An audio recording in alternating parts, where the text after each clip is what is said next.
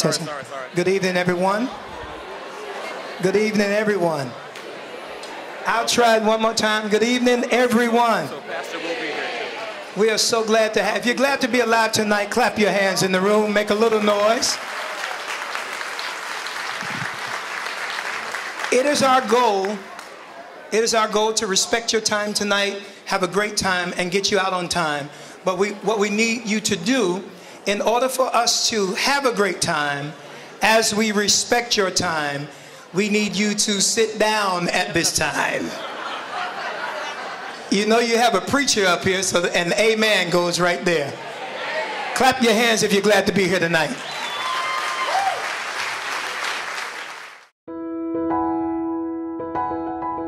One of the things we're most excited about is our explosive growth. We've taken this organization from 3 people to now more than 300 folks employed. BSCO has created an awesome out-of-school program centered around academics, creative arts, and technology. We're the circle, as Pastor Harris says. He wants it to be a 360 circle around these students, resources being available to them. And so we're part of that circle to make sure that they have better outcomes. We are looked at as an advocate, and the student relates to us in a way because we don't come in, we're the giant, but we are champions for change. And so we want them to understand that it is important to be a model citizen, to be one that has dignity, respect, and integrity in all areas that they may carry out in life. One of the reasons why we as black men support BSCO is because we believe that the vision is to build our community. We're able to give our kids the things that they need to be able to be successful adults. It is a huge privilege and pleasure to be a part of an organization who understands that we need to be the change. We need to get into the community. We need to provide the resources that are necessary to have our students succeed. What is really important about the work of Bright Star Community Outreach is that they're leading the effort to build a comprehensive and coordinated violence prevention strategy in the community of Bronzeville. And they're doing that by bringing evidence-based programs into the community, but also by using research to evaluate the programs that already exist in the community to test whether or not those programs really have the impact that we think they have. BSCO continues to work with the community to identify assets and ways to build upon them. Additionally, we are working to enhance our holistic programming designed to address the many needs of the community and partnering with other organizations that serve in ways that we do not. The Greater Bronzeville Neighborhood Network is an initiative supported by the United Way of Metropolitan Chicago.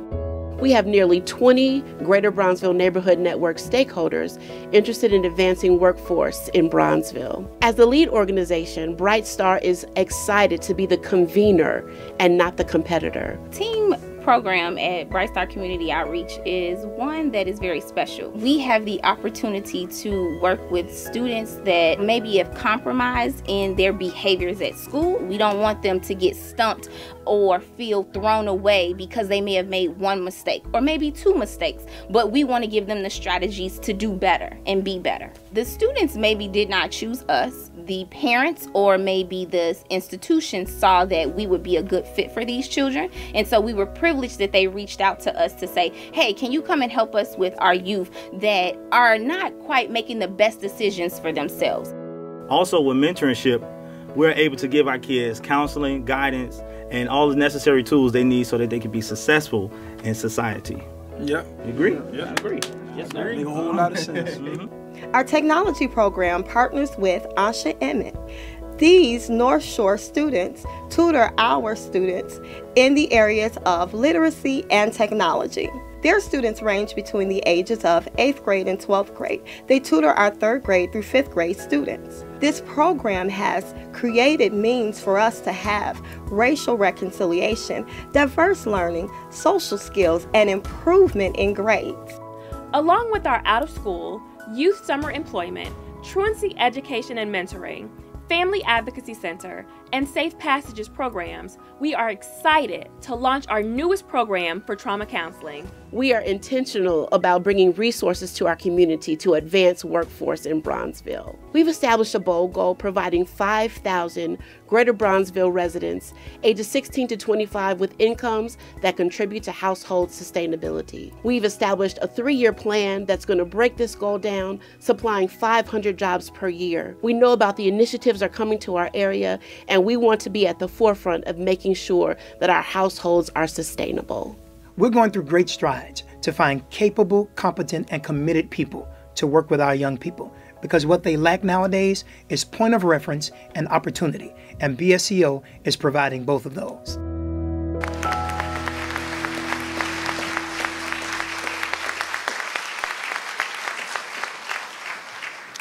Good evening. Good evening. Good evening. I am not Pastor Chris Harris. My name is David Swanson, and I am the pastor of New Community Covenant Church in Bronzeville, just down the street from Bright Star Church. But I have to tell you, it's been one of the privileges of my life to serve over the past few years alongside my friend Chris Harris and his incomparable team as the vision of the Urban Resilience Network has steadily become a reality. This evening is a celebration of the good work that has been done by so many who are in the room tonight. And so it's right that we begin by giving thanks. Many of us here are people of faith. And when we survey the challenges facing our city, our neighborhoods, our children, we cannot help but cry out to God. We never know how God will answer our prayers, do we? Amen. Well, tonight, I hope you don't mind if I suggest that in the Urban Resilience Network, God has answered some of our prayers. Yes,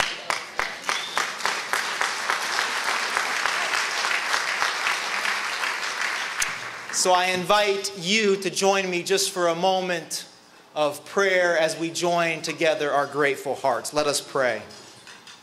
God of glory, Lord of light, tonight we say thank you. Thank you for the vision you gave Pastor Harris in Israel so many years ago. Thank you for providing the right partners at the right time with the right expertise to see this vision to fruition. Thank you for the generosity of so many women and men who have been moved by the traumatic circumstances faced by far too many in our city. And tonight, we especially say thank you for your powerful presence with every woman, man, boy, and girl who has suffered trauma in our city. We confess that too often we have not been there for them. Too often we have allowed distance and divisions of race and culture to feed our ambivalence. Too often we have assumed that someone else would stand in the gap that is trauma. But you, God, have never forgotten your children. You have been there when we were not. And so tonight we say thank you for your faithfulness. But tonight we also commit ourselves now to being found faithful. Would you take what we have to offer and put it to miraculous work in intervening in traumatic situations and preventing such situations from ever occurring? Would you fire our hearts with a vision for Chicago in which every one of its citizens from every side of this great city has the opportunity to live the abundant life for which you made them? God of glory, Lord of light. In the words of the psalmist tonight, we proclaim, "Come and see what the Lord has done. The desolations he has brought on the earth. He makes wars cease to the ends of the earth. He breaks the bow and shatters the spear. He burns the shields with fire. He says, be still and know that I am God. I will be exalted among the nations. I will be exalted in the earth. The Lord Almighty is with us. The God of Jacob is our fortress." Let the people say amen. Amen. When thinking about who best to serve as the mistress of ceremony for this evening, Pastor Harris was laser focused on having Judy Sue to guide us through our evening. Judy's commitment to responsible journalism, her impeccable reputation, and her love for Chicago and its residents are just some of the reasons that she is the perfect one for our MC tonight. So without further delay, please help me welcome the 16-time Emmy-nominated news anchor, Judy Sue from Chicago's ABC 7.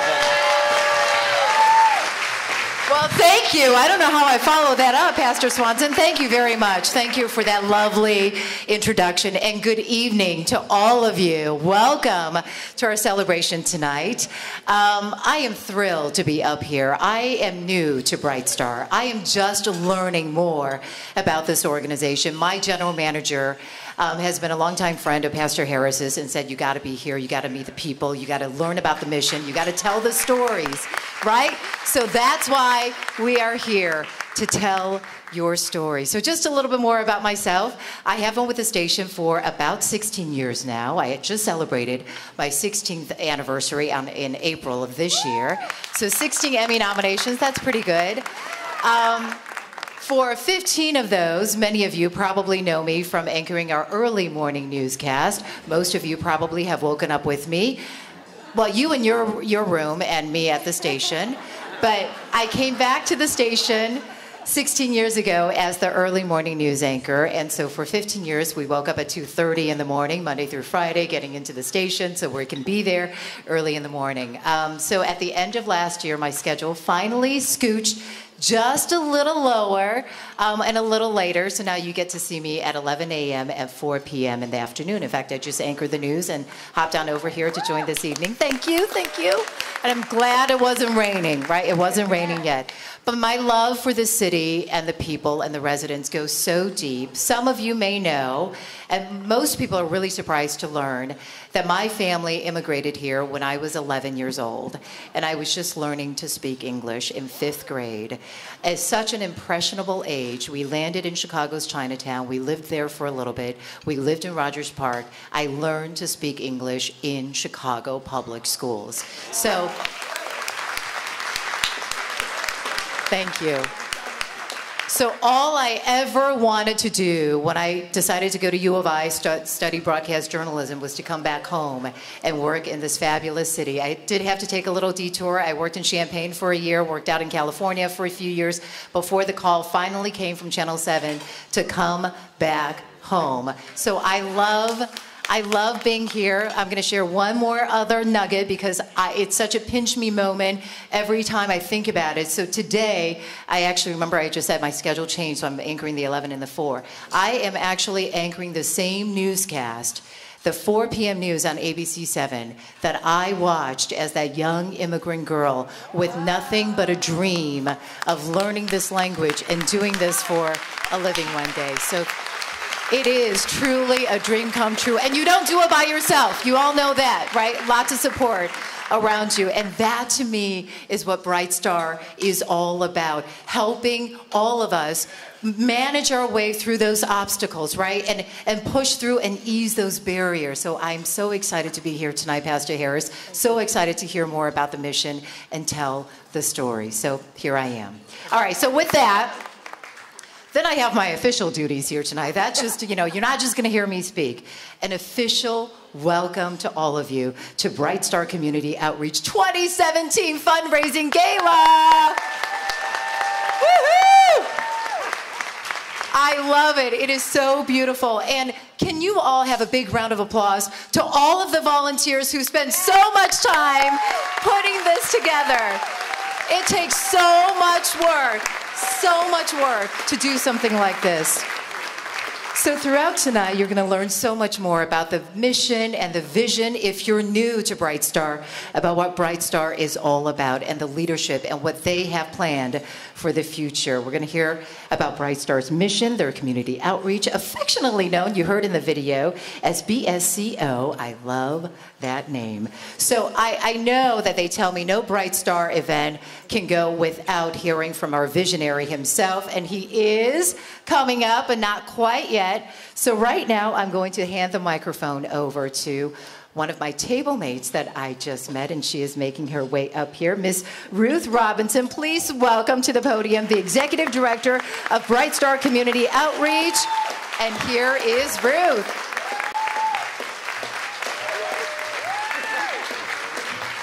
Good evening. As I said, my name is Ruth Robinson, and I have had the pleasure of being the executive director of Bright Star Community Outreach and working with these wonderful people. But before I get started, I can just say we have the best guests. Like, you guys are just beautiful. I was out there on the second floor, you know, mingling, and it's like we have wonderful partners. I am so excited. So, the year was 2008. The mission?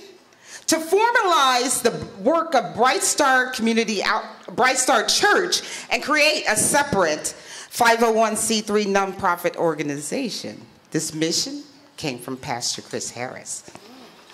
One that would empower residents to share in the responsibility of building community through resource development and collaborative partnership.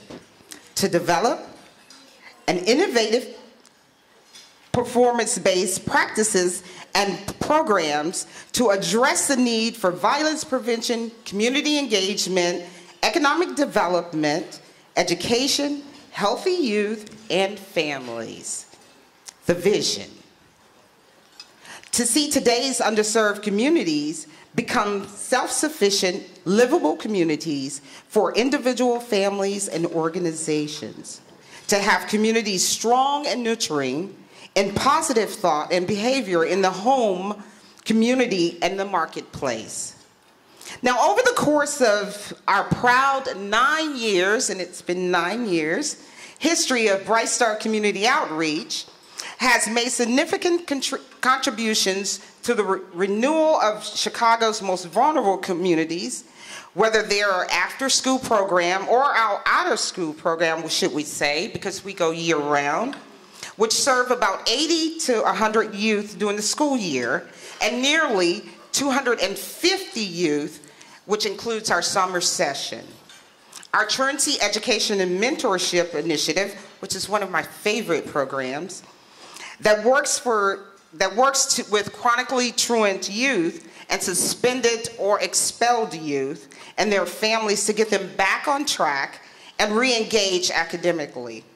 Our Family Advocacy Center, which supports nearly 300 families per year through individual and group counseling sessions to address emotional barriers to their success. And then we have our Safe Passage and Safe Summer initiative that serves about 2,500 youth going to and from school and to recreation centers during the summer.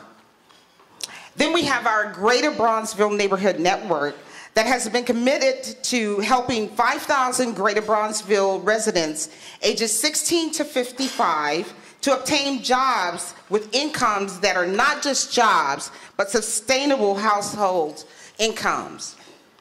Then we have our One Summer Chicago program that has placed over 360 youth over the past 2 years in jobs from retail to research. Our trauma helpline that has opened its doors July 5th. You guys give them a hand. Yep. So now we're live, and we're serving individuals who are either primary or secondary victims of trauma by our Natal-trained faith leaders and community leaders. So as you can see, and you saw on the video, we've been really busy, intentional, and driven by our hope for change in the city and the families that call it home. You guys, on behalf of the board of directors, the staff, the Gala committee, and all of our volunteers and our executive leadership of Bright Star Community Outreach, I would like to thank you for your presence here today. Also know that we believe that your investment in Bright Star Community Outreach is also an investment in our community and Chicago as a whole. So we thank you for helping to make this happen, and we welcome you, and please enjoy yourself. Relax, enjoy yourself, let's have fun. Thank you. Thank you, Rue. Thank you for your leadership, your commitment. Thank you. And speaking of relaxing and having fun, I have the honor and the privilege of introducing our wonderful musicians who are standing off to the side of the stage right now. As you know, we have so many organizations in Chicago that are dedicated and focused on improving the communities in which we live, work, and play. And so now, speaking of play, we're going to bring up our musicians. If you have not heard of the Chicago Sinfonietta, which I'm guessing most of you have, it is phenomenal, and you guys are in for a real treat. But just a little bit more about them. They are a professional orchestra dedicated to modeling and promoting diversity, inclusion, and both racial and cultural equity in the arts through the universal language of symphonic music. Their core values are built around being bold and daring in all aspects of their work. Please take a moment now, ladies and gentlemen, to enjoy the sound of unity. I love saying that. The sound of unity from the Chicago Sinfonietta. Welcome.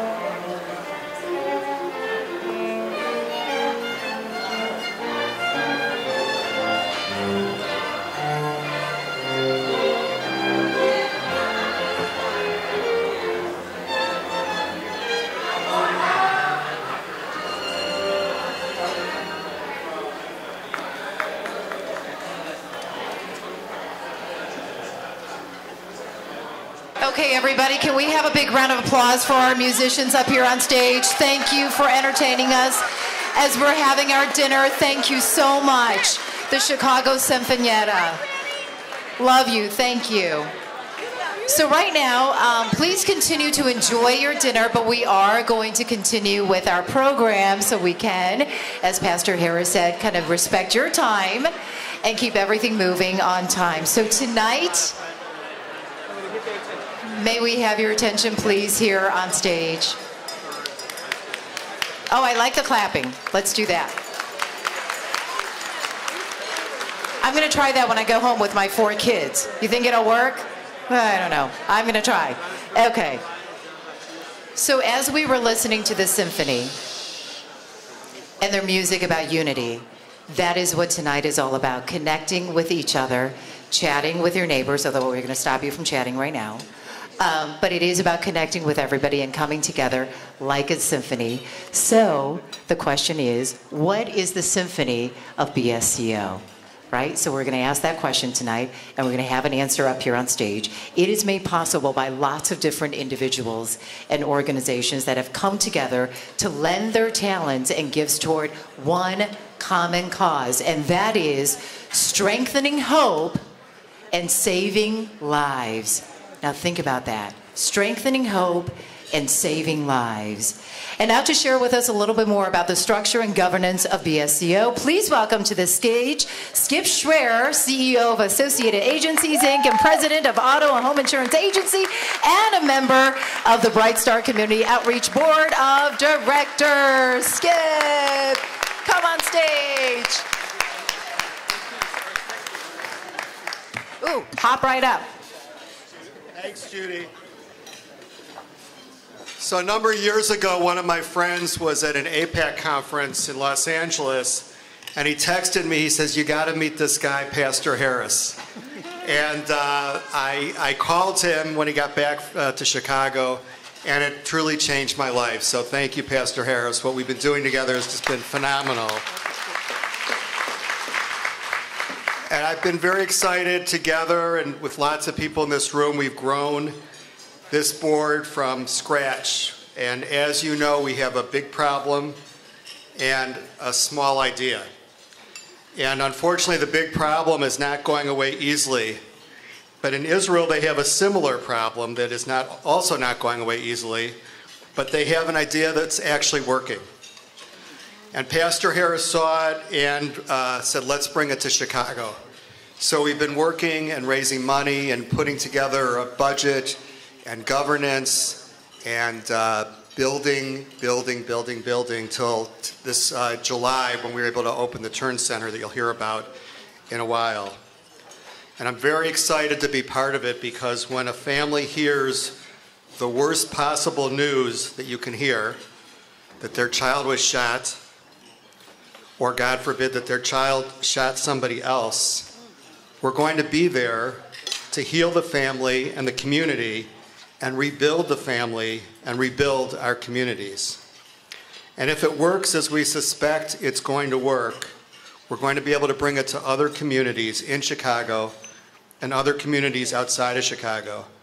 And hopefully the shooting will cease, and together we'll build something very special, and we'll build hope and a path for the future.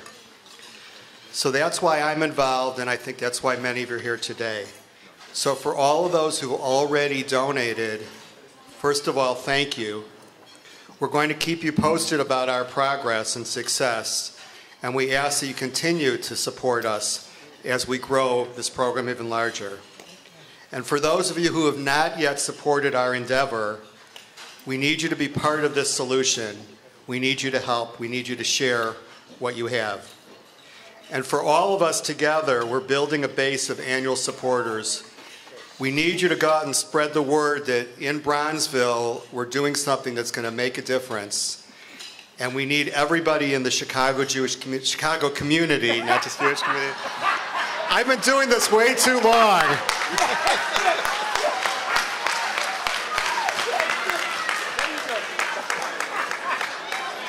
We'll take money from non-Jews also. We want you to help us spread the word that this organization has legs and heart and hope and passion, and we need everybody to be together and help us. So thank you very much. Appreciate it.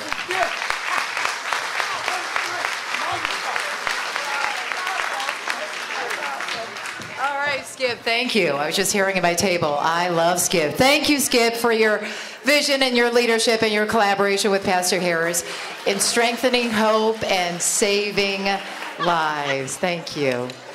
All right, so tonight, you guys, another huge thank you goes to Andrea Zob. Yes. So we're going to bring her up on stage, but I do have to tell you a little bit more about Andrea. She is, of course, the Deputy Mayor and Chief Neighborhood Development Officer for the City of Chicago, and someone who has been on ABC7 many, many times, always willing to come into the studio and answering some tough questions. We appreciate it. Andrea has also dedicated her career to being a force of change. Her professional work so very closely mirrors the vision and mission of Bright Star. So you probably know she served in the U.S. Attorney's Office. She was the first woman and African American to serve as the first assistant in the Cook County State's Attorney's Office. Her fight to keep neighborhoods safe started way before now, helping to take illegal guns off the streets, fighting violent crime and gangs, and she worked to protect victims of domestic violence and sexual abuse. Today, Andrea is a successful businesswoman. She's held executive leadership positions at several Fortune 500 companies, including Sara Lee, Sears Holdings, and Exelon. As president and CEO of the Chicago Urban League, she led the nationally recognized group's focus on expanding economic opportunity in our underserved communities. She was also appointed to the Chicago Board of Education by Mayor Rahm Emanuel and to the Cook County Health and Hospital System Board by Board President Tony Preckwinkle. Andrea currently serves, she is a busy woman, she currently serves on the board of the Urban Partnership Bank. She is a graduate of Harvard College and Law School. And with all of that, Andrea is just as committed to her family. She lives on Chicago's South Side with her husband, Bill. They are the proud parents of Alyssa, Kelsey, and Will, and the proud owners of 3 cats and 3 dogs. Wow! Okay, please help me welcome Andrea Zob, Deputy Mayor and Chief Neighborhood Development Officer for the City of Chicago.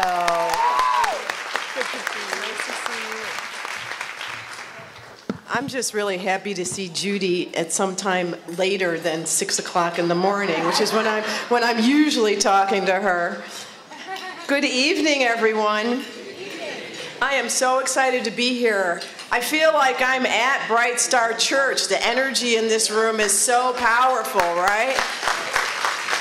I don't know how many of you have actually been to Bright Star Church, and if you know Pastor Harris, you know it is a very energetic church.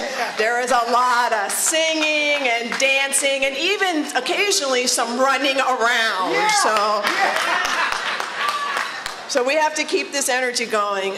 I want to recognize Rabbi Siegel and our other honorees, and thank you also, Pastor Harris, for recognizing Reverend Kreider in his memory. He was a wonderful gift to our city. We miss him desperately.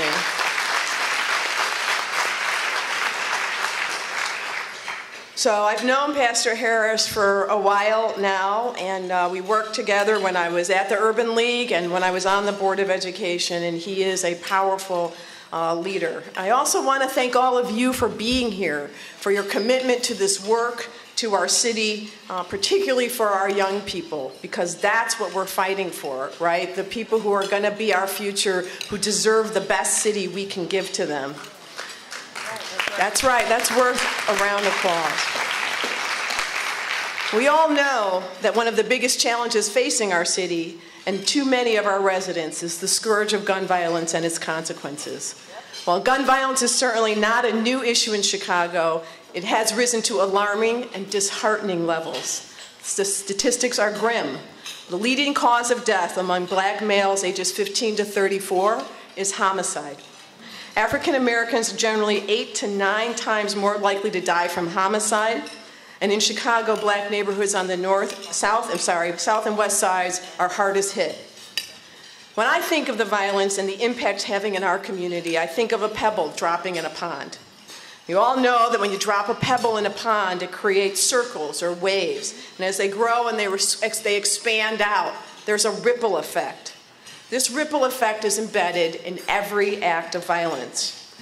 We have seen the seemingly endless stories of tragedy and loss. Mothers, fathers, sisters, brothers, even our most vulnerable, our seniors and our babies, have not been spared. And when we read or hear the stories, we often see one common thing. They all come down to one moment of decision, One moment of a poor choice made, often for the most petty, small, and inconsequential reasons. One small stone sending out ripples of pain and fear. Whether we have been touched directly by violence or not, we all in the African American community know someone who has. And we know that the ripple effect is taking a devastating toll on our community.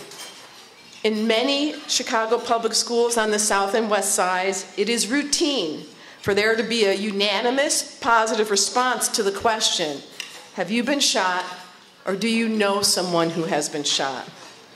This is an issue we have to address, a tide we have to turn. We know this up here in our heads, but we get discouraged, unsure of what actions to take, especially when we open the newspaper or hear the news. But let's remember a few things. We did not get here overnight. The problem of gun violence has been growing over time. And let's be honest, we created the fertile ground in which this plague of violence has thrived. We tolerated substandard schools in our most challenged neighborhoods.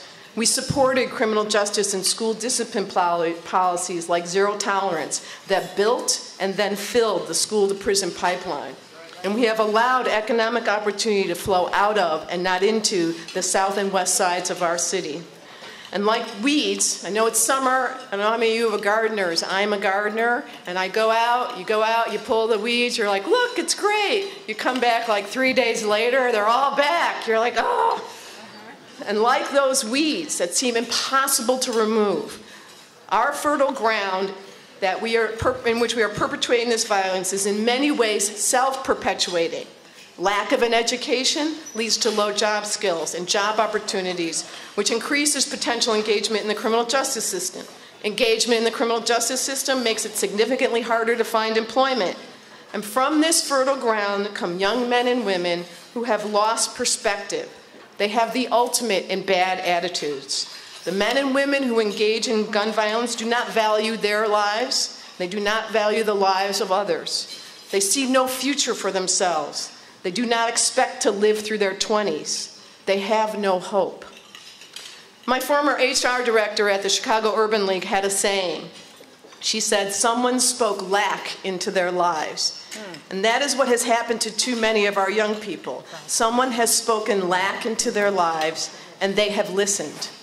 But here's the thing about attitude and about perspective. Attitude and perspective can be changed and influenced. And that means we can make a difference. We can shift the paradigm when it comes to violence in our community. At the City of Chicago, we have, with the leadership and full support of Mayor Emanuel, taken on a three-part strategy to address violence. Investments in law enforcement, investments in our youth, and investments in economic opportunity on the south and west sides of our city. Investments in police include adding 1,000 new police officers over 2 years, increasing the ranks of detectives, sergeants, and lieutenants, providing body cameras to all our officers, and equally, if not more importantly, revamping and improving the training that officers have, including our use of force policy. We've also added new technical tools, like our strategic decision support centers that are in the 6 most violent police districts. They are using real-time data to improve police effectiveness. But we know we cannot police our way out of this problem. And so we are investing in our young people. 30,000 summer jobs, like the 360 that Bright Star placed young people into summer job programs. We've tripled the amount of spending that we spend on our youths in the last 6 years. We also have a commitment to mentoring. This September, when school opens, more than 4,000 8th, 9th, and 10th graders in more than 40 schools in our most violence-prone neighborhoods will have a mentor. Not just for this year. This is the beginning of a 3-year, $36 million public-private partnership for mentoring programs across the city. Children with mentors are less likely to get in trouble, more likely to graduate high school, and more likely to look to the future with a sense of confidence and purpose. Our children cannot be what they cannot see. We are also investing in economic growth in our neighborhoods with public infrastructure investments like the new Red Line station on 95th Street, or renovations at 55th and on the Green Line at 55th and Garfield, or 63rd and Cottage Grove, or like the new library and Whitney M. Young Library in Chatham. We're also bringing new businesses into the south and west sides, like the Inglewood Square development where we have the Whole Foods, or the new Jewel coming to 61st and Cottage Grove. We've also invested in help like the renovation of the Rosenwald, which is personally important to me because it's right down the street in Bronzeville from the Urban League. Yeah. It was a blight, and now it's a beautiful building that has housing and will have retail on the first floor. We've also given over the course of the summer over $8 million to 70 businesses on the south and west sides through our Neighborhood Opportunity Fund and Retail Fry Zone. The city is working with partners across our city to make the investments, to drop many, many more positive pebbles in the water that will work to turn this tide of gun violence around. But even as we do this work, we know that the ripples in the water caused by the violence have their own impact that must be addressed. We know that the trauma suffered by those who are victims of violence, witnesses to violence, and responders to violence has its own terrible impact that must be addressed. And that is why we are here tonight.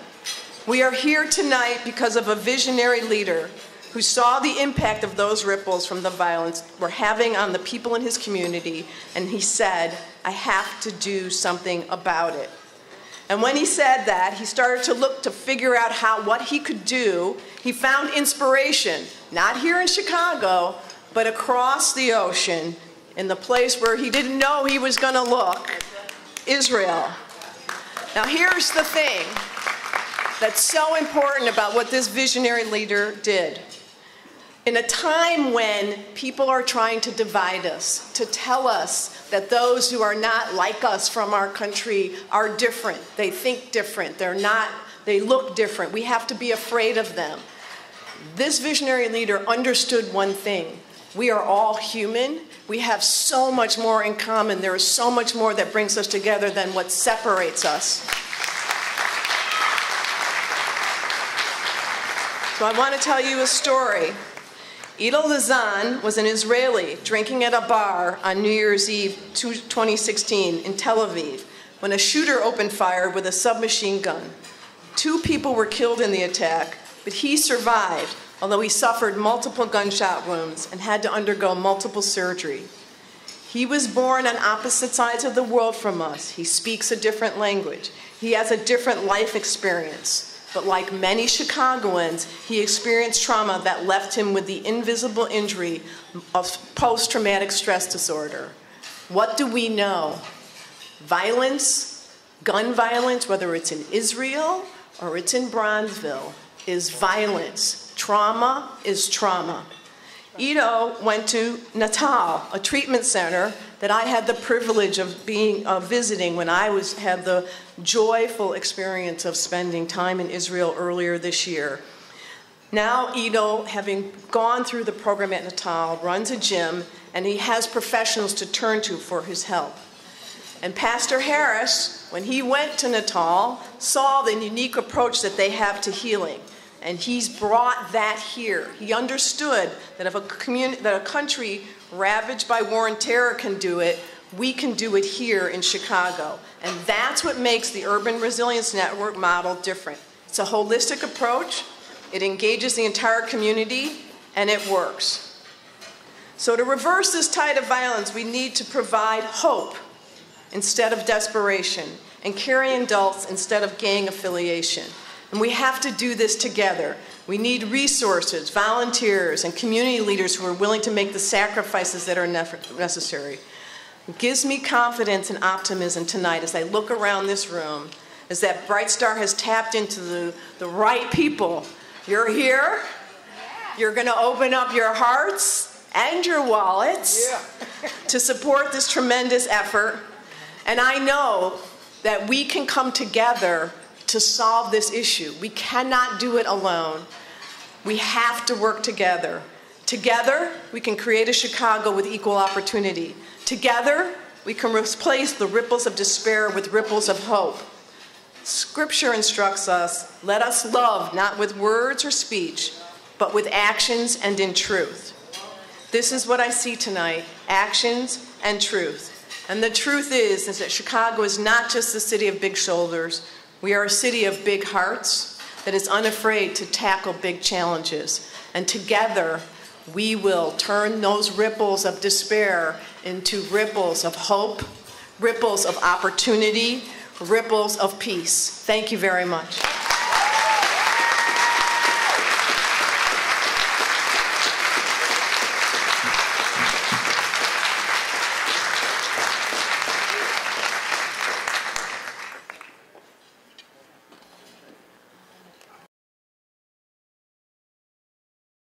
Help for some youth who are at risk in Chicago. A new community outreach center will help children deal with the trauma of violence in their community.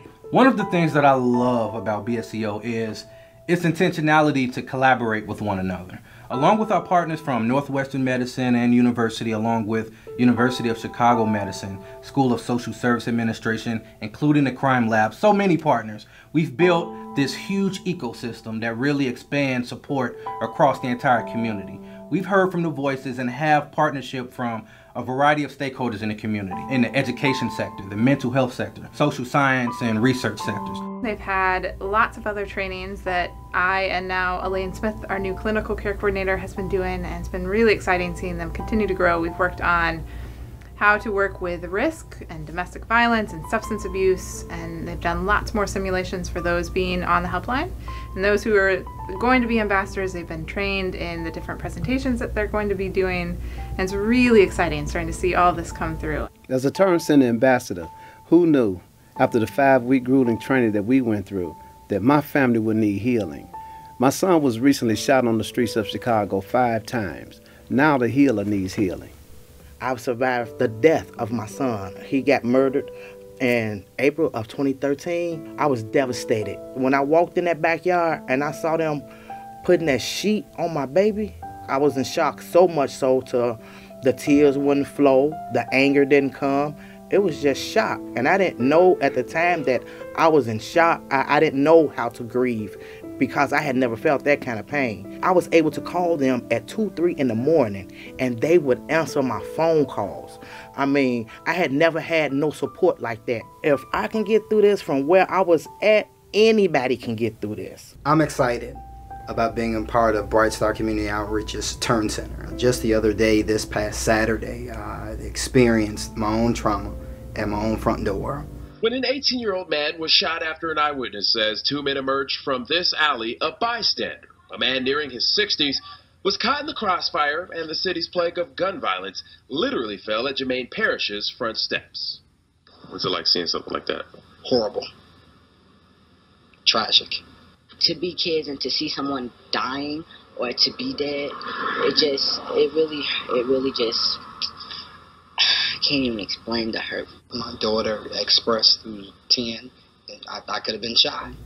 And my children are all outside screaming, hollering, running, trying to get away because all they hear is shots fired. If it wasn't for this training or this opportunity, I wouldn't know what I would have said to my twin daughters. That's 10, that's crying and screaming out and thinking that this could have been them. Or my 17-year-old son that's just sitting, leaning outside on the car. I've heard on more than one occasion, hurting people tends to hurt people. But if you come get some counseling or whatever support that you need at the Turn Center, that hurting that you feel is going to become joy. And when you speak, you're going to speak the joy that you feel and not the pain that you felt. I'm a trauma survivor. I will not classify myself as a victim because I don't feel like I'm a victim. Let me tell you, Chicago needs this Turn Center. The piece that's most exciting for me as the clinical psychologist on the team is seeing how Bright Star as a whole can really come together and do all of the services. It's not just the helpline. We can get people in at the helpline. We can bring them in the door through the ambassadors going out into the community and helping them to realize that what they've experienced actually is trauma. And they can connect with the helpline, and then we can get them other services. We have the wraparound services here. So many different areas. We've come together and built this huge community plan that really hears the voice of everybody involved. So imagine this. To fund and support Bright Star is to fund and support Bronzeville. that's very huge. And we're very excited about having that kind of collaboration that has that kind of impact. That's one of the many strengths of Bright Star. At the Urban Resilience Network, BSCO is strengthening hope and saving lives. Please visit brightstarcommunityoutreach.com for more information. And that is Bright Star's turn model. Like Andrea said, our kids cannot be what they cannot see. So true. So now we've heard the what of BSCO's turn model. Now we're going to learn the why, which is so important at the core of what we do. I'd like now to introduce all of you to Mr. Jelani Billingsley, a current participant in the One Summer Chicago program through Bright Star Community Outreach. Please give a warm welcome to Jelani. Microphone is yours. Thank you, Judy. How's everyone doing this evening? Yeah, thank you. I'm a little bit nervous, so just bear with me. Thank you. I want to first give thanks and honor to God who's the head of my life. I am Jelani Billingsley. I'm honored to be with you guys this evening. I'm a proud employee at the Daly Center in downtown Chicago through the One Summer Chicago program through Bright Star Community Outreach. I work on the 12th floor, and I'm enjoying my experience of sorting files for the courtrooms. I learned about this opportunity through my mother and decided to apply for the program. Some may know the One Summer Chicago program is a way to connect youth ages through the age of 14 through 24 through different employment opportunities during the summer. I want to take a few minutes to tell you a little bit about myself so that you'll understand how thankful I am for this opportunity. I'm a product of the southeast side of Chicago and a graduate of Gage Park High School and a father of 5, 2 boys and 3 girls. Growing up, I didn't have my father around. It wasn't because he was a deadbeat dad. Unfortunately, at the age of 10, my father was murdered in front of me. This was tough, not only losing him in that way, but also not having him around. As many young people are, I was surrounded by influences, both positive and negative, in my neighborhood. Regardless of the hard work and words of wisdom given by my mother, the environment and my circle of friends didn't necessarily foster success. I continued my education for a little bit after high school, but I quickly realized that school is not for everyone. And while that is the case, it is also important to have a plan B, and unfortunately, I did not have one. I was headed down the wrong path. A few months ago, I had a very strong wake-up call. I was hanging out in my neighborhood with my cousin. She was waiting for a ride, and her ride did not arrive on time. So I decided to walk to the store. I was walking to the store on my phone, and I passed a group of young kids, a little younger than me. I saw them, but I really didn't pay attention.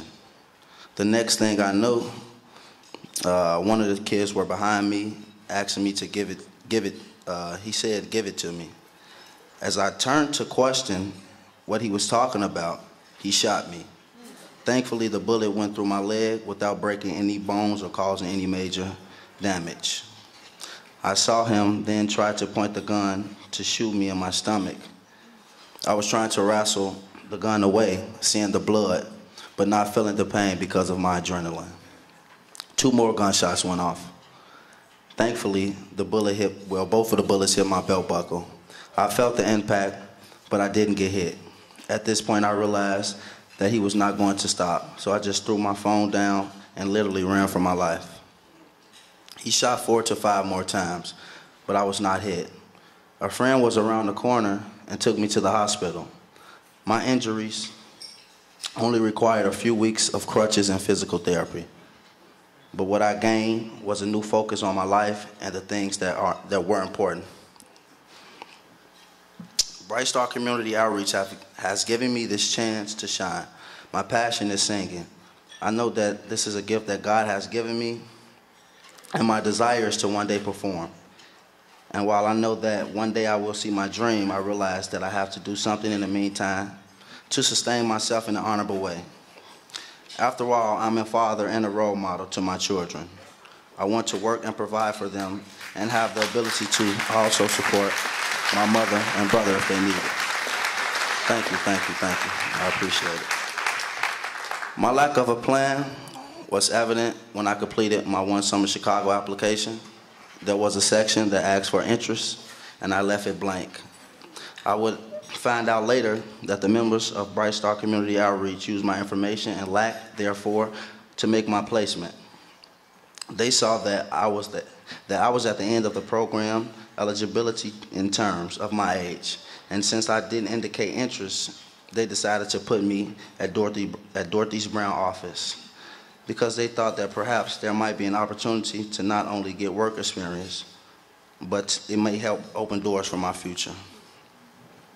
They could have not made a better placement. At the age of 24, I'm now working my first real job. I'm enjoying my, I am enjoying what I'm doing, and this is a great start to being the provider for my family that I desire to be and that they deserve. The staff of BSCO has been supportive of me from the beginning, and even giving me this opportunity lets me know that I am important to them, and not just one in the many that they serve, but I am Jelani Billingsley, and they know who I am. I know that, I'm sorry, thank you all. I know that this is just the beginning of my successful future, and that while this is not my music career that I ultimately want, this is a step in the right direction. And I'm making positive steps in accumulating resources that will help me fund my music career. I want to thank the BSCO for this opportunity, and to each of you for listening to my story. I know that this investment that you are making is making a difference in the lives of individuals in our city. Thanks for believing in us more so. Thank you for giving me this opportunity. God bless everyone. Have a great night. Thank you.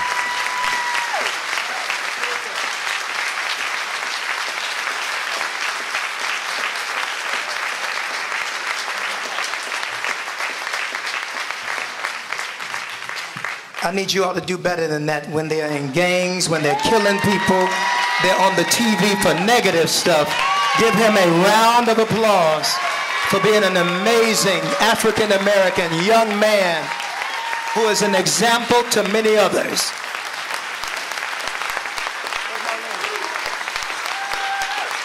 Marlene.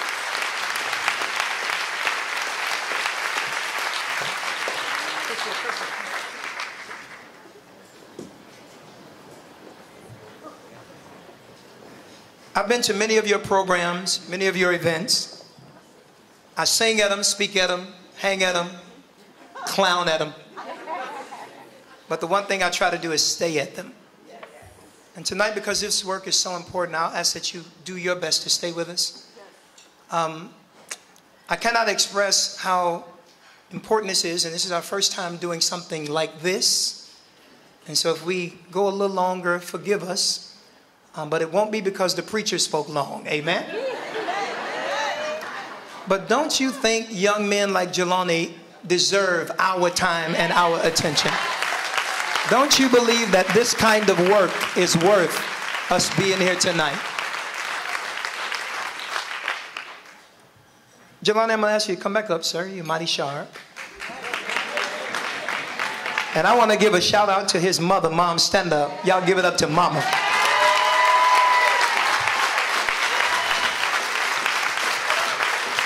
Marlene, would you come up quickly? This is something that Jelani and Mom does not know, and neither does the staff. But I am so grateful tonight that the executive director of an amazing organization, and she has been his supervisor and working down at Dorothy Brown's office, and she called our office and said, "Who is this young man, Jelani?" And we talked about him, and then she talked about him more. We are absolutely proud to announce tonight that she is here to announce that Jelani, tomorrow we need you to go to her office. You will start your new full-time job.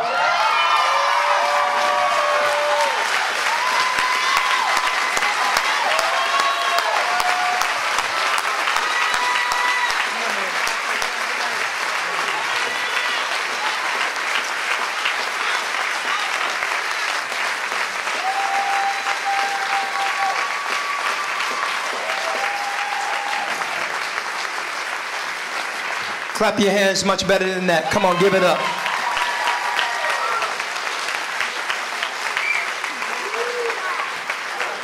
Clearly, let me tell you why I take this personal.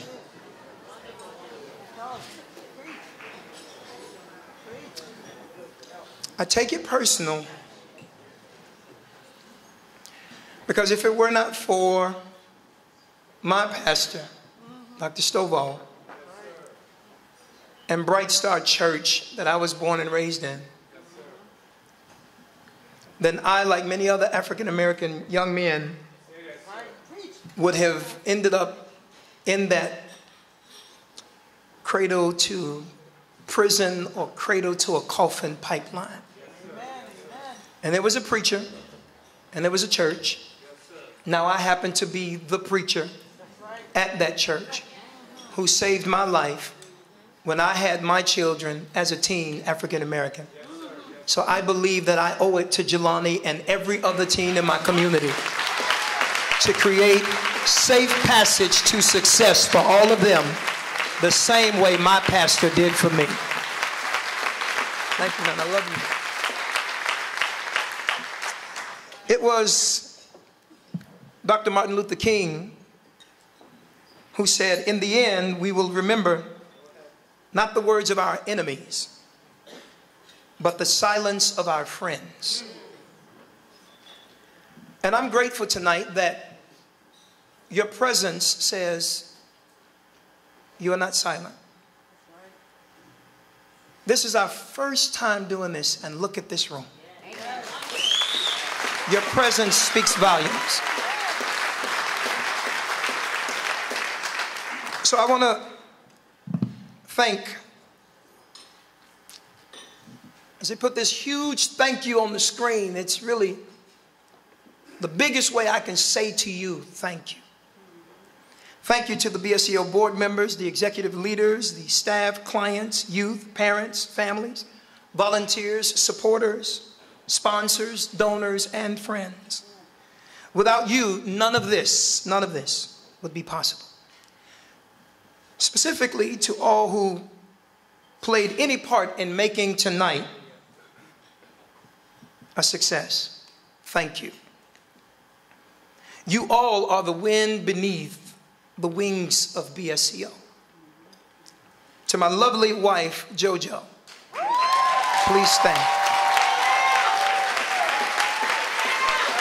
That's the cream in my coffee. And to my children, quickly, please stand, and my mom, please stand.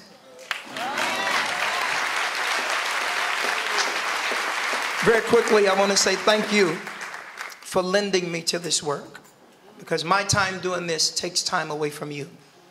And I want to say thank you. To the Bright Star Church, this work is literally built on the foundation of your existence.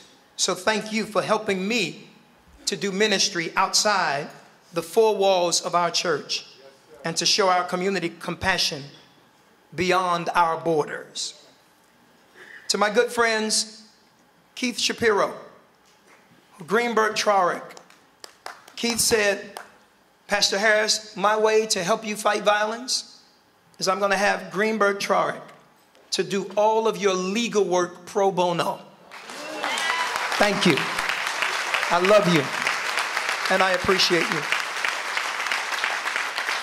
To my friend all the way from New York, and she is the person who helped me to bring this vision to fruition. We've been working together now for close to 5 years. Maya Anderman Tadmore, would you stand? Thank you from Natal. If it was not for her, we wouldn't even be able to pull this together. So thank you and Natal, all of our friends both in America and in Israel. I want to just say this very briefly. My pastor, Pastor Tyrone Kreider, and my rabbi, Rabbi Michael Siegel, we honor you tonight. And there's this picture that we're putting on the screen because this is how this all started. When my pastor, Pastor Tyrone Kreider, who is no longer with us, who we honor tonight. And I would ask that we all have a moment of silence in his memory.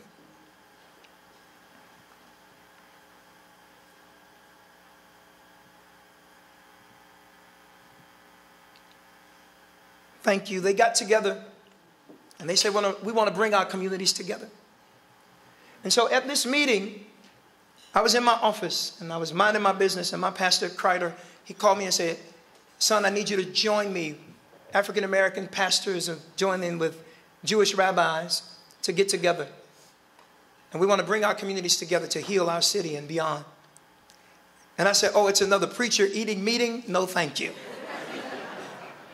I said, because they get together and have great platitudes and do nothing. Yes, sir. Yes, sir. So I don't want to eat and meet. I want to do work. Because we shouldn't just be in the business of saving souls. Yes, sir. Yes, sir. Clap if you agree. We should be in the business of saving lives. Even if they're not members of our church. So if we can get more preachers to come out of the pulpit and go into the hood, then things will be all good. And an amen fits right there. He said to me, I need you to come. And I said, I'm busy. I don't want to go. He said, no, son, I need you to go. 5 are coming together with 5, and we need to get together. I said, have a great time. He said, listen, I really need you to come. One of the fellas dropped out and didn't show up, so I need you to show up. I said, Rev, I said, I'm not coming. I'm not interested. So then my pastor, who is no longer with us, he said, look, boy, you better be at Anshe Emmett Synagogue in 15 minutes, and hung up the phone. In 13 minutes, I was meeting Rabbi Michael Siegel.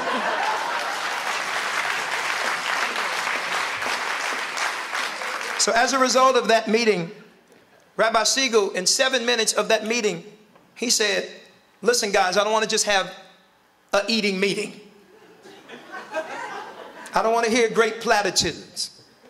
I said, I like this guy. He said, what more can we do to heal each other's community? And it is as a result of that day that we have this wonderful day. So had it not been for these 2 men,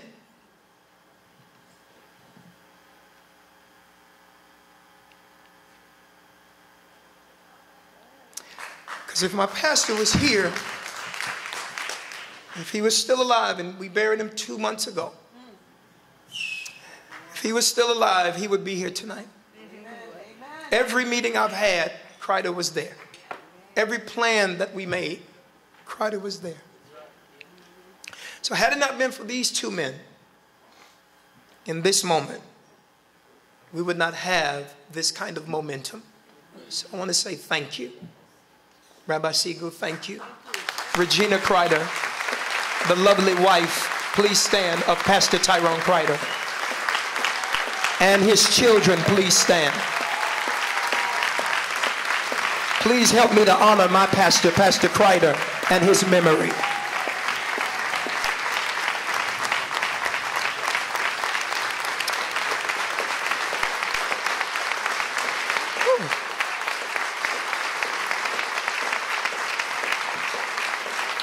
Have your seats quickly.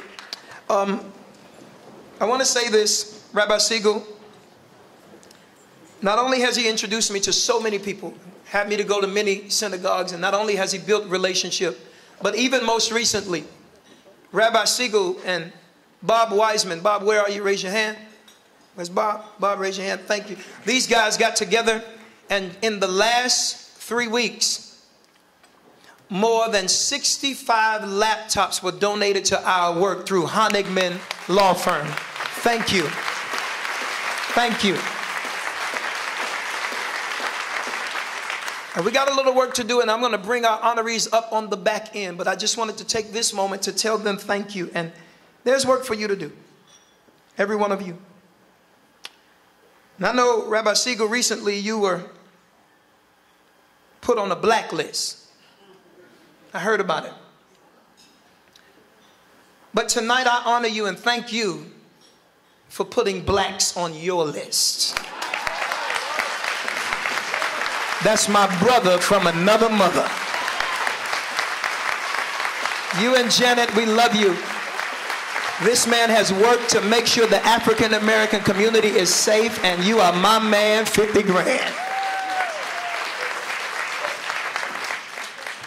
So do me a favor, act like you're at my church, grab your neighbor by the hand, make sure it's somebody better looking than you are.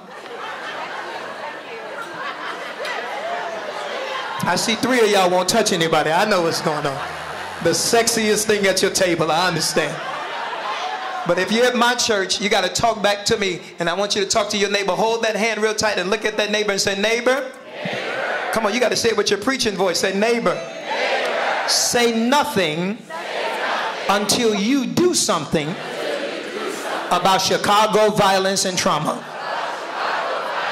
If you agree, make some noise up in here, everybody.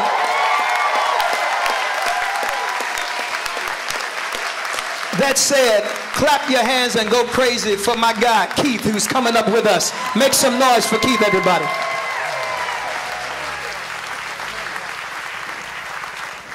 Well, that is absolutely impossible to follow. But my name is Keith Jones. We're with Sarah Jones Auctioneers. Here's the best part. First of all, is this organization amazing or what? I will not talk, I promise, but I have to say this. When I got to meet Pastor, I did a little research before I met, and I told him, I said, Pastor, I met you the day after you called me. I did not research enough. And I said, but I promise you, the night of your event, I will not be an expert, but I will know what's going on. Then you start researching it. Pastor, there is no way in a week I can remotely know half of what you are doing. This organization just keeps on producing and producing, and it's because of everybody in this room and everybody getting involved, which leads me to this, the auction. Keith, I forgot something. I forgot something. I got a text before I got here, and my friends from React, the Mamby Fest in Bronzeville, they said if you do a good job, and if they cooperate and you do a great job, and if they cooperate and you do a great job, they said to me, React Productions from Mamby Fest, they said if you raise a certain amount of money, they will match it and give no less than $25,000. By the way, the pressure's not on me, that's on you. Here's the best part. Ladies and gentlemen, when we are done, and we are done here, you're going to go check out. And I apologize. If you wanted to give $20,000, I never asked for it. If you wanted to give $100, $50, whatever dollar amount you want to give when you go to check out, if you find the girls downstairs, I promise you, they will take your donation. But most importantly, and I mean this from the bottom of my heart, thank you so much for allowing me this brief time to help this wonderful organization. On behalf of Tim, Ron, myself, my name's Keith Jones with Sarah Jones Auctioneers. Give yourselves a great big round of applause.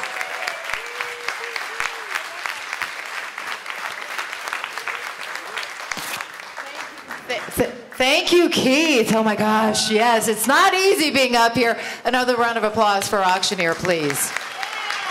And thank you to all who gave kindly tonight. So we are almost done for this evening. I want to say thank you. So grateful to be up here sharing this lovely evening with all of you. But before we leave, we are going to bring back our wonderful pastor, Pastor Harris, once again with some closing remarks. So here he is, everybody.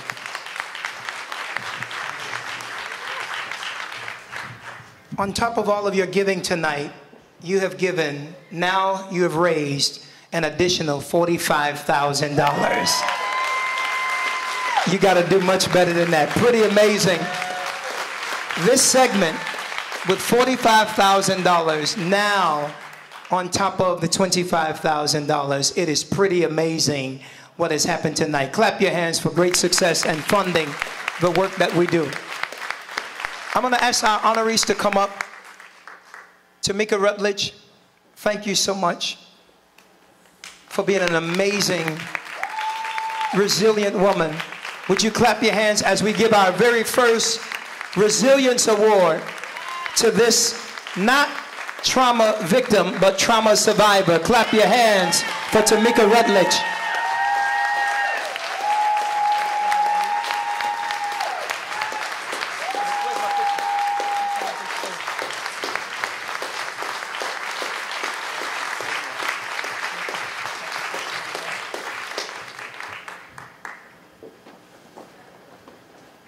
She was the amazing young woman in the video who helped to inspire all of this work. She was literally the first Turn Center client. So thank you for being so amazing.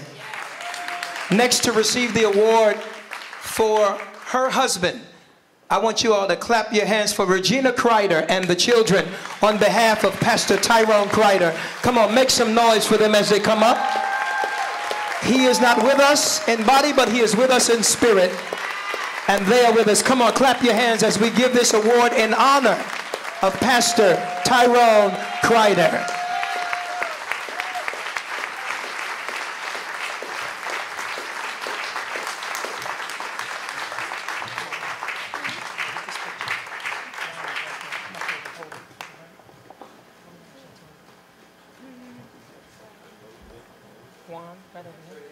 There's both of them.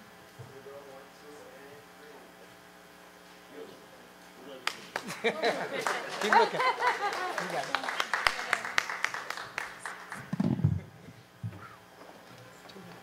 Okay. Good evening, everyone. Thank you all so much for supporting the Turn Center. I stand very humble, but very proud to be Pastor Kreider's wife. And I thank God that our children are standing with us. It is with great honor that I stand here to represent and to receive this great award. I understood for 26 years that my husband was a man of the people. He loved God and he loved people. He spent his life serving God's people and people everywhere all the time. He had this saying, preach, teach, and reach. And he preached the word of God with joy and with compassion. And he spent his time teaching many people how to transform their minds and their lives. And he reached across barriers, economical barriers. He reached across spiritual barriers. He reached across racial, social barriers, and so on and so forth. One thing I can say about that man is that he loved everyone and he spent his life showing it. And if he were here tonight, he would say this: no matter what you're going through and no matter what you're facing, always trust God. Pastor Harris, thank you so much for being a son to us. Really, these words can't express how much we love and appreciate you and your family. JoJo, we love you. And to each and every one of you all, thank you for your prayers, your love and support, not just for the Kreider family, but for the Turn Center and Bright Star family. God bless you.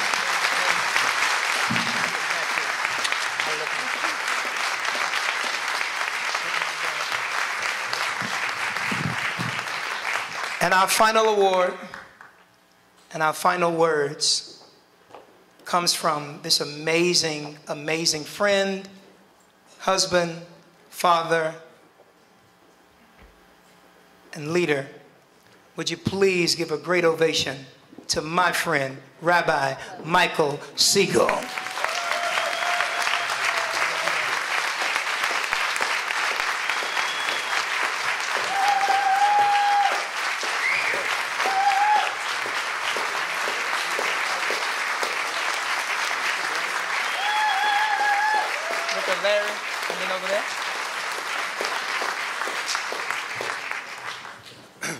Thank you so very much. Our rabbis have a saying that if you save a single life, it's as if you saved the whole world. And Jelani, listening to you tonight, I think all of us had the opportunity to see a living manifestation of the power of those words. How inspiring you are. I also want to compliment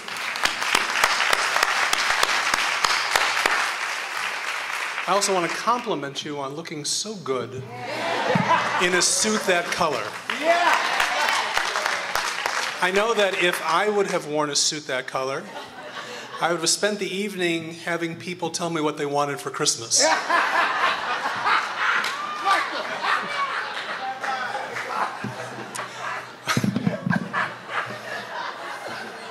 I want to acknowledge Andrea Zopp, who does so much important work on behalf of our city. I know that the work and the support that the mayor and the mayor's office has given us has meant the world to us. Tonight, as we have heard so eloquently spoken, we remember Pastor Tyrone Kreider and celebrate his memory. Small in stature, but a giant of a man. It was Pastor Kreider's vision, his passion and compassion, his smile, his spirit, his strength of character that created the spark, that fanned the flame of this holy fire that we are celebrating tonight. Pastor Kreider is missed, but as this evening makes so crystal clear, his legacy lives on. As we say in the Jewish tradition, Tehei nafsho surah b'tzurah chaim. May Pastor Tyrone Kreider's soul be bound up in the bond of eternal life, and to that we can all say, Amen. I share this award with all of the members of our remarkable board, with Northwestern Hospital and the University of Chicago Hospital, who have been instrumental in making a dream into a reality. Thank you, Dean Harrison and Kenneth Polanski, for your leadership this evening. They deserve a round of applause.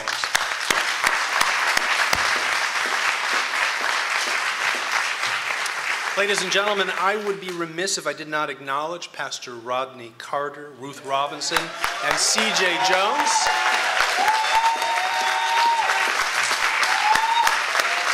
Who work tirelessly behind the scenes and do much of the day-to-day work of the Turn Center. I want to acknowledge all of the special people of Natal, and Maya, you are representing all of them. Their holy work and their innovative spirit presents the compassionate face of the people of Israel in a powerful, life-changing way. We thank you for all the work that you do, for the lives that you change, and the light that you bring to very dark places.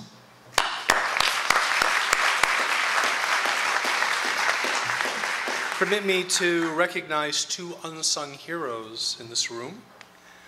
My wife, Janet. Yeah. And Pastor Harris's wife, JoJo,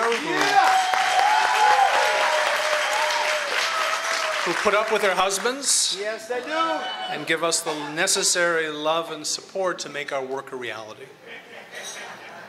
I'm very proud that one of our children, Dina, is with us tonight as well. I want to acknowledge two very special communities, the Bright Star Church and the Anshe Emet Synagogue, who I believe are at the heart of this transformational effort. Finally, Pastor Harris, your charismatic leadership, your tireless efforts have made the Turn Center a reality.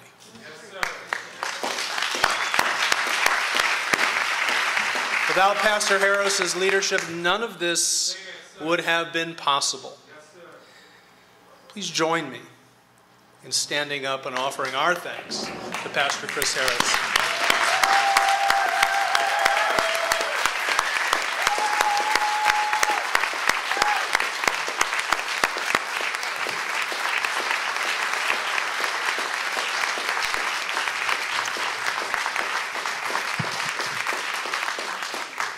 Pastor Harris likes to refer to me as a brother from another mother, which is a title that not only makes me smile, but fills me with pride.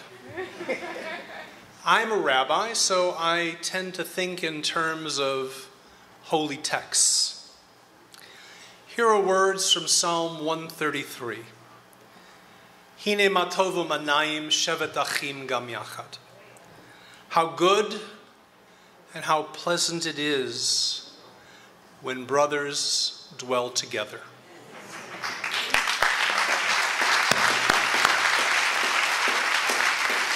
The key word of this verse is achim, brothers.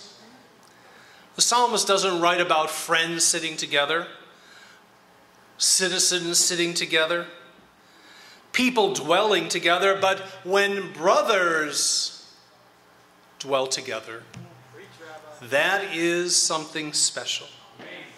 Siblings share a bond of family. Brothers and sisters, a common destiny. And there is a shared responsibility that exists between family members that makes all the difference. Our relationship is a journey that has taken us from strangers to acquaintances to friends to brothers. An ach, or a brother in Hebrew, is the person who strains to see the world from your perspective. An ach, a brother, is the one who chooses to feel your pain, to experience your fears, to celebrate your joys. I have found a brother in the truest sense of the word in Pastor Chris Harris. And it is a relationship that has been transformative. We don't always agree, but we always strive to hear one another. Chris has given me the view of the world from his community's perspective, and I have done my best to help him understand the perception of the Jewish community both here in America and from the land of Israel.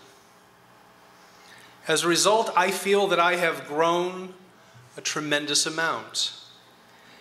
As a result, Pastor Harris is invited to more Jewish events than any 3 rabbis combined.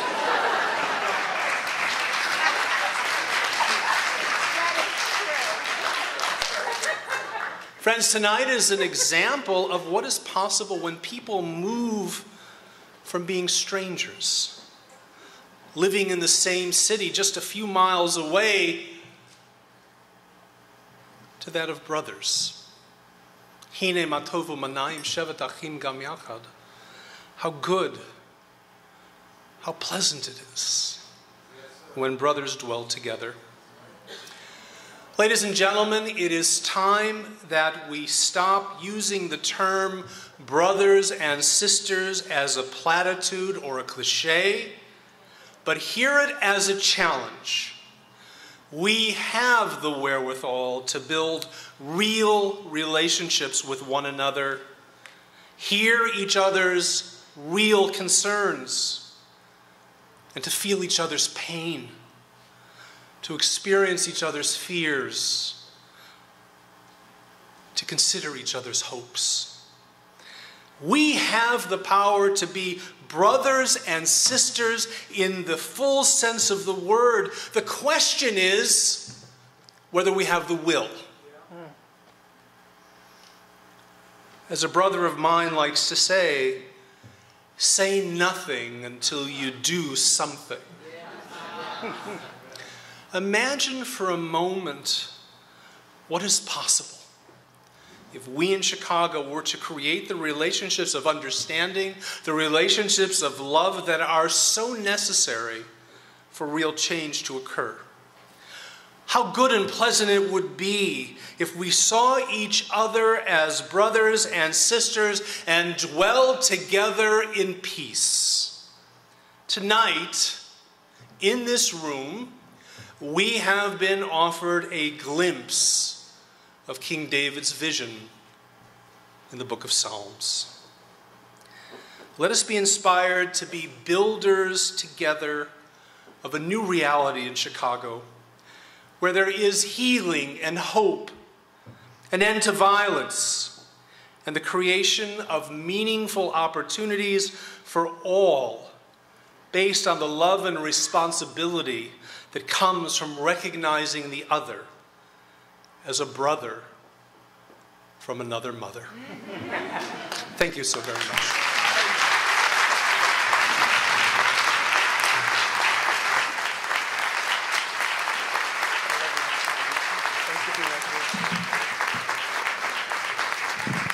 As we go home, here's some good news for you. We received word today, and it is official, that the United Way, Northwestern University of Chicago, who has given the seed money to this work, today we received the official announcement that Northwestern and the University of Chicago is re-upping their donations for the next 3 years. Come on, we ought to go crazy. And my friends from the United Way has been keeping us fiscally sound and building our capacity. Wendy DeBoe, thank you all so very much. Thank you, Andy Zopp, our Deputy Mayor. And thank you to all of our friends and our honorees. Have a great night, and thank you so very much for coming. Say nothing until you do something about Chicago violence and trauma. Have a good night, everybody.